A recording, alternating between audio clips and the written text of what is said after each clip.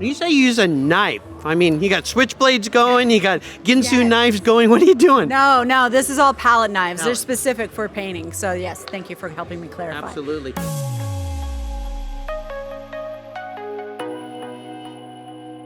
So I'm here today at Esoteric with a different kind of vendor, an artist, my good friend Lyn Hiner. She's been a guest on the Cars Yeah podcast. I've known her for a while. She makes some creative art that's done very uniquely, very different, and she's brought some of her pieces here. She has a commission piece behind her that's going to go to a client after the show. So Lyn, good to see you. Good to see you, my friend. Give me a hug. Thank you. So I want you to tell our viewers out there a little bit about your technique, because you have a very different way of putting paint on a canvas. Well, for me, I use knives, so every layer has knife work, and a lot of people expect that there's brushwork in the details or in the lettering, but that's all just the tip of a knife.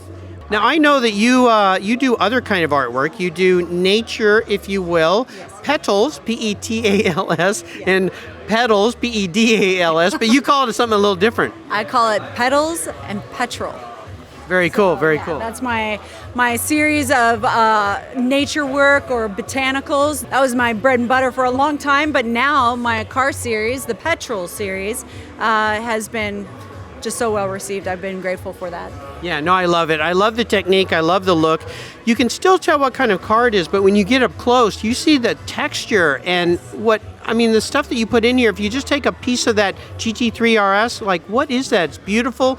I love art that is, let's say, not realistic. It has an artistic touch, and you definitely add an artistic touch. Have you always been a car girl? Always been a car girl. I grew up with my dad rebuilding and racing Porsches, and for that, I am forever grateful, because he would actually quiz us on the road. What car is that? What is that?